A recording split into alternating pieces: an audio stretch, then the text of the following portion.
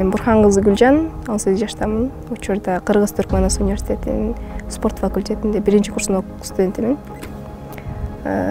Биз негизи кичинекей кезибизден баштап үй-бүлөбүз менен спортко кызыгабыз. Атам өзү спорт чебери. Жана ошо бирден бир түрткү болгон спортко эжем Каным Бурхан кызы болду. Жаатуу менен 8-класста баштадым. Алгачкы кызыгуулардын бири ушу 8-класста болду. Кийинчерээк ошо жаатууга болгон сүйүүм артып, анан кийин ошол жаатуу менен көбүрөөк баша баштадым. 8-класстан бери башлагандайбыз.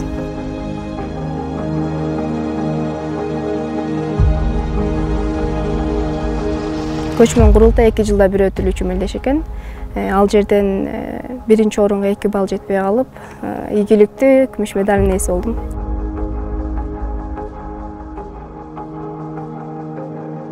Ар бир адам спорт менен машыгыш керек деп ойлоймун. Себеби жоолук салынды, спорт менен машыкканга болбойт, үйдө эле отуруу деген принциптерге мен каршы чыгамын. Себеби дегенде спорт бул ден соолуктун булагы эң биринчи кезекте. Спорт менен машыгып турган адам дени сак болот. Ар кандай анча-мынча оорулардан алыс болууга карап болот.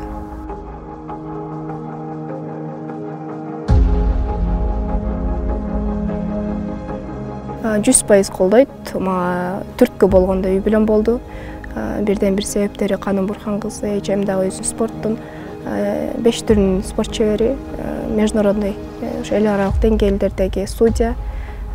Ошол эжем дагы жоолук менен салынып, машыгып, анан кийин жоолук салын, спорт менен машык, бул деген эң керектүү нерселердин бири деп айтканда жашоодогу, ana ошолордун катарында.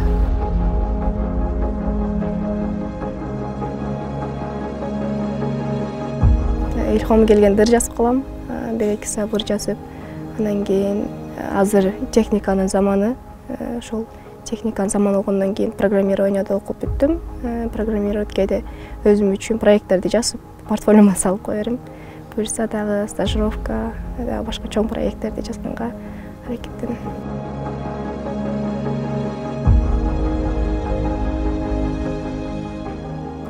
Жаат атканда эң биринчи кезекте бул каалоо болуш керек.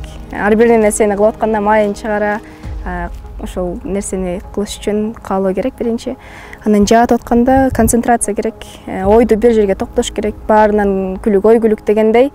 Ошол ойду бир жерге токтоп, токтоолук менен, сабырдуулук менен ошону кармап атып туруу, жана ошондой эле ошол бир жакшы десяткага балга түшүрсөң, бул сен үчүн эң чоң ийгилик деп жарат деп ойлойм.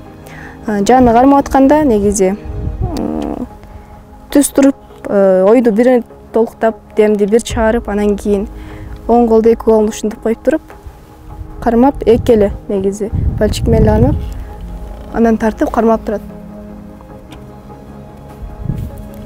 Качан адам өзүнүн прицелин алып, ошого чувство таап, анан кийин сезимин таап, анан кийин ошону көздөгөндө гана атыш керек.